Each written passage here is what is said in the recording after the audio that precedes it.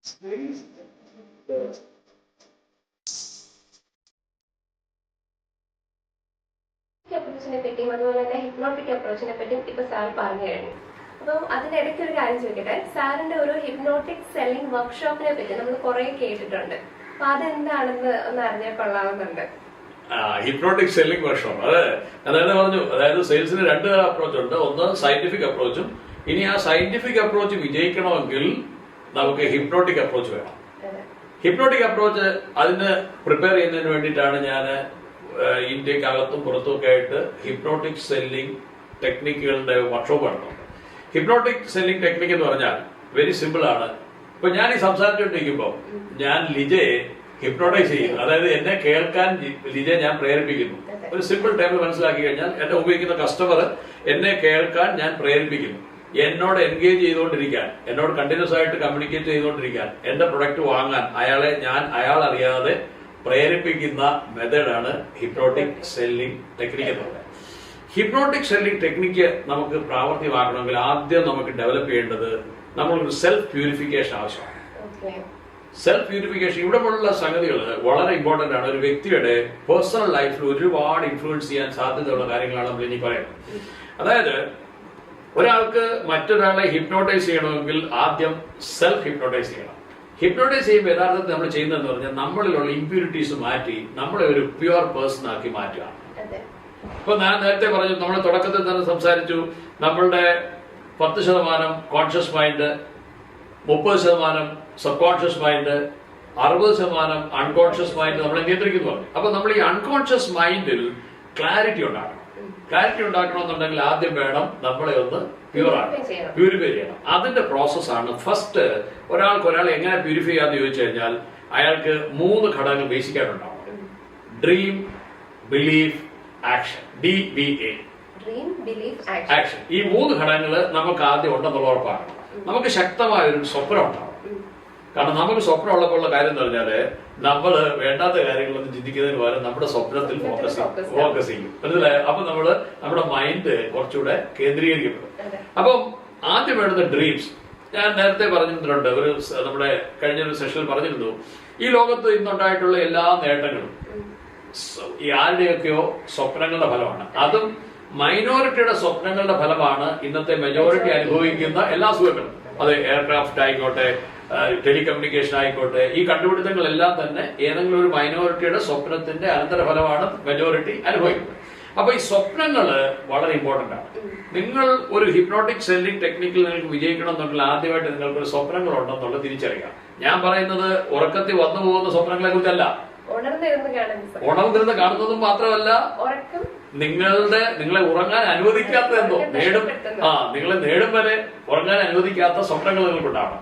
ആദ്യം നമ്മൾ ചോദിക്കണം, എനിക്കൊരു സ്വപ്നമുണ്ടോ? എന്റെ ജീവിതത്തിൽ പല ആളുകളെയും ഞാൻ എന്റെ ഒട്ടനവധി രാജ്യങ്ങളിൽ യാത്ര ചെയ്യുകയും ട്രെയിൻ ചെയ്യുകയൊക്കെ ചെയ്യുമ്പോഴേ ഞാൻ സ്വപ്നങ്ങൾ കണ്ട് അത് സാക്ഷാത്കരിക്കപ്പെട്ട ഒരുപാട് വ്യക്തികളെ ഞാൻ പരിചയപ്പെട്ടിട്ടുണ്ട്. എനിക്ക് ഇവിടെ എടുത്തു പറയേണ്ട ഒരു സംഗതിയുണ്ട്. അതായത് ഇന്ത്യൻ നേവിയിലെ പണ്ട് ഒരു ടോപ്പാസ് ഉണ്ടായിരുന്നു. ടോപ്പാസ് എന്ന് പറഞ്ഞാൽ ഇന്ത്യൻ നേവിയിലെ ടോയ്ലറ്റ് ക്ലീനിങ് ഒക്കെ ചെയ്യുന്ന, വേസ്റ്റ് മാനേജ്മെന്റ് ഒക്കെ ചെയ്യുന്ന ഒരു കാറ്റഗറി ആളുകളാണ് ഈ ടോപ്പാസ് പറയുന്നത്. സാധാരണ ടോപ്പാസുകളുടെ ക്വാളിറ്റി എന്ന് പറഞ്ഞാൽ, അവരുടെ ഹാബിറ്റ് എന്ന് പറഞ്ഞാൽ അവർ തമ്പാക്ക് കഴിക്കുക, ലിക്കർ കഴിക്കുക, പിന്നെ അവരിങ്ങനെ ബെഡായിയൊക്കെ പറഞ്ഞിരിക്കുക, ഇത് സമയം കളയുന്ന ഒരു പ്രകൃതമാണ്. എന്നാൽ ഈ ഫണിറ എന്ന് പറഞ്ഞ ഒരു ടോപ്പാസ് ഉണ്ടായിരുന്നു. ഈ മനുഷ്യൻ പിന്നെ ബീഹാറിലെ ഒരു ഇന്റീരിയർ ഗ്രാമത്തിൽ നിന്ന് 14 മക്കളുടെ കുടുംബത്തിൽ, ഒരു ദരിദ്ര കുടുംബത്തിൽ നിന്ന് എങ്ങനെയോ ആരുടെയൊക്കെയോ സഹായത്തോടെ നേവിയിൽ ഇതുപോലെ ടോപ്പാസായി വന്ന വ്യക്തിയാണ്. എന്നാൽ ഈ വ്യക്തി സാധാരണ ടോപ്പാസുകളിൽ നിന്ന് വളരെ വ്യത്യസ്തനാണ്. അയാൾ ഇങ്ങനെ മദ്യപിക്കാനോ പുകവലിക്കാനോ അല്ലെങ്കിൽ ഈ സ്ത്രീകളുടെ ന്യൂഡ് ഫോട്ടോ വെച്ച് കഥകൾ ഉണ്ടാക്കാനോ ഒന്നും പോകുന്ന ആളല്ല. അയാളെന്ന് പറഞ്ഞാൽ സമയം കിട്ടുമ്പോഴൊക്കെ ടെക്നിക്കലി ക്വാളിഫൈഡ് ആയ ആളുകളോട് സംസാരിക്കുകയും ഇടപെടുകയും പിന്നെ അവർക്ക് അയാൾ വായിക്കില്ല എന്നാൽ തന്നെ മറ്റുള്ളവരൊന്ന് വായിച്ചു കേൾക്കുകയൊക്കെ ചെയ്യുന്ന എലിമെന്ററി എഡ്യൂക്കേഷൻ പോലും ഇല്ലാത്ത വ്യക്തിയാണ്. അപ്പൊ ഈ വ്യക്തി എന്നോട് പരിചയത്തിൽ വരികയും, അപ്പം എന്റെ കരിയർ സ്റ്റാർട്ട് ചെയ്യുന്നത് ഇന്ത്യൻ നേവിയിലാണ്. എന്റെ ലാസ്റ്റ് ഫേസ് ഓഫ് നേവൽ കരിയറിൽ ഞാൻ നേവി വിടുന്നതിന് ഏകദേശം 1 മാസത്തിന് മുമ്പിട്ട്, അതായത് ഞാൻ അവിടെ ട്രാൻസ്ഫർ ആവുകയാണ്. ട്രാൻസ്ഫർ ആവുന്ന സമയത്ത് എന്റെ ലഗേജുകളൊക്കെ പാക്ക് ചെയ്യാൻ ഈ മനുഷ്യൻ എന്നെ സഹായിച്ചു. എന്നെ കൈകളോട് പ്രായത്തിലൊക്കെ വ്യത്യാസമുണ്ട്, പക്ഷെ റാങ്ക് വൈസ് അയാൾ എന്നെ ഹെൽപ്പ് ചെയ്യുകയാണ്. അപ്പൊ ഇയാൾ എന്നെ സഹായിക്കുന്ന കൂട്ടത്തിൽ ഞാൻ ഈ പുസ്തകങ്ങളൊക്കെ ഒരുപാട് ക്യാരി ചെയ്യുന്ന ഒരു വ്യക്തിയായിരുന്നു. അങ്ങനെ വന്ന കുറെ ഇംഗ്ലീഷ് മാഗസിൻ ഇങ്ങനെ വലിച്ചെറിഞ്ഞു. വലിച്ചെറിഞ്ഞപ്പം ഈ ഫണിറാം എന്താ ചെയ്തെന്ന് വെച്ചാൽ ഈ ഇംഗ്ലീഷ് മാത്സിനൊക്കെ പിക്കപ്പ് ചെയ്തു. അപ്പൊ ഞാൻ കരുതി ഇയാൾ ഇതുപോലെ ആക്രിക്കും വിറ്റ് കൈസ ഉണ്ടാക്കാനായിരിക്കും. അപ്പൊ ഞാൻ ചോദിച്ചു, ഫണിറാം നിങ്ങൾ ഹിന്ദി പോലും വായിക്കില്ല, പിന്നെ നിങ്ങൾക്ക് ഇംഗ്ലീഷ് പത്രം എന്തിനാണ്, ഇംഗ്ലീഷ് പത്രവും ഇംഗ്ലീഷ് മാഗസിനും ഒക്കെ എന്തിനാണ്? അപ്പൊ പുള്ളി പറഞ്ഞു, സാറേ എനിക്കിത് എന്റെ മകളുണ്ട്, മക്കൾക്ക് പെൺമക്കളാണ്, മക്കൾക്ക് കൊടുക്കാനാണ്. അപ്പൊ എനിക്കൊരു താല്പര്യം തോന്നി, ഇയാളുടെ മക്കള് പഠിക്കാനൊക്കെ താല്പര്യമുള്ള ആളാണല്ലോ, മാത്രമല്ല ഇയാൾക്ക് മക്കള് പഠിക്കണമെന്നും താല്പര്യമുള്ള ആളാണല്ലോ. അപ്പൊ ഞാൻ ഇങ്ങനെ ഇന്ററാക്ട് ചെയ്തപ്പോ പറഞ്ഞു, സാറേ എനിക്ക് 3 പെൺകുട്ടികളാണ്. അപ്പം 3 പെൺകുട്ടികളാണ്. ഇങ്ങനെ കുറെ കഥകളൊക്കെ പറഞ്ഞു. അത് ഞങ്ങളുടെ ഗ്രാമം, ഞങ്ങൾ ബീഹാറിലാണ്, ഞങ്ങളുടെ അവിടെ പെൺകുട്ടികൾ ഉണ്ടാവുന്നത് തന്നെ നിരുത്സാഹപ്പെടുന്ന സംഗതിയാണ്. അവിടെ പെൺ ഭ്രൂണഹത്യ നടക്കുന്ന സ്ഥലമാണ്. മാത്രമല്ല ഞങ്ങളുടെ നാട്ടില് പെൺകുട്ടികൾക്ക് എഡ്യൂക്കേഷൻ കൊടുക്കാനൊന്നുള്ള സൗകര്യമില്ല. അതുകൊണ്ട് ഞാനിവിടെ ഞങ്ങളുടെ നാടെല്ലാം വിട്ട് ഞങ്ങൾ നാട്ടിലേക്ക് പോകാറില്ല. വളരെ ചുരുങ്ങിയ ജീവിത സാഹചര്യത്തില് ഞങ്ങളിവിടെ വിശാഖപട്ടണത്താണ് കഴിയുന്നത് എന്നൊക്കെ പറഞ്ഞു. അപ്പൊ അങ്ങനെ ഈ കഥകളെല്ലാം പറഞ്ഞ് കഥയുടെ ഒടുവിൽ ഇയാൾ എന്നോട് പറഞ്ഞു, സാറേ ഒരു ദിവസം എന്റെ 3 മക്കളെയും ഞാൻ US വിട്ട് ഇംഗ്ലീഷ് വിദ്യാഭ്യാസം തേടും. അപ്പൊ ആലോചിക്കണം, ഒരു എലിമെന്ററി എഡ്യൂക്കേഷൻ ഇല്ല, ഫിനാൻഷ്യലി വളരെ വീക്കാണ്, യാതൊരു സപ്പോർട്ടും ഇല്ലാത്ത വ്യക്തി പറയുകയാണ് എന്റെ 3 പെൺമക്കളെയും ഞാൻ ഇവിടെ വിട്ട്, അതായത് US വിട്ടിട്ട് ഹയർ എഡ്യൂക്കേഷൻ കൊടുക്കും, ഇംഗ്ലീഷ് വിദ്യാഭ്യാസം സിദ്ധിക്കാൻ വിടും എന്ന് പറഞ്ഞു. അപ്പൊ ഞാനൊരു മോട്ടിവേറ്റർ എന്ന നിലയ്ക്ക് ഞാൻ പറഞ്ഞു, ഓക്കെ ഇറ്റ് വിൽ ഹാപ്പൻ. സത്യത്തിൽ ഞാൻ വിശ്വസിച്ചിരുന്നില്ല, എങ്കിലും ഞാൻ പറഞ്ഞു ഇത് സംഭവിക്കും എന്ന് പറഞ്ഞ് അന്നത്തെ ഞങ്ങളുടെ മീറ്റിംഗ് അവസാനിച്ചു. അത് കഴിഞ്ഞ് ഞാൻ നേവി വിട്ടു. ഞാൻ നേവിയിൽ നിന്ന് പുറത്തു വന്ന് വളരെ ബിസി ആയിട്ട് ഒരു ലീഡർഷിപ്പ് ട്രെയിനറായി മാറി. ഒരു 7-8 വർഷങ്ങൾക്ക് ശേഷം ഞാൻ വീണ്ടും വിശാഖപട്ടണത്ത് ഒരു ഹോട്ടലില് ഇതുപോലെ ക്ലാസ് എടുത്തിട്ട്, അവിടെ ഒരു കോർപ്പറേറ്റ് ട്രെയിനിങ് കഴിഞ്ഞ് ഞാൻ ക്ലാസ് എടുത്തിട്ട് പുറത്തു വരുമ്പോഴേ ഞാനിങ്ങനെ ലാപ്ടോപ്പ് ഒക്കെ ആയിട്ട് പുറത്ത് നിൽക്കുമ്പോൾ ഡ്രൈവർ എയർപോർട്ടിലേക്ക് എന്നെ കൊണ്ടുവിടാൻ വേണ്ടി വെയിറ്റ് ചെയ്യാം. അപ്പം ഞാനിങ്ങനെ നിൽക്കുമ്പോൾ ദൂരെ നിന്ന് ഒരാള് കൈകൊട്ടി എന്റെ അടുത്തേക്ക് വരും.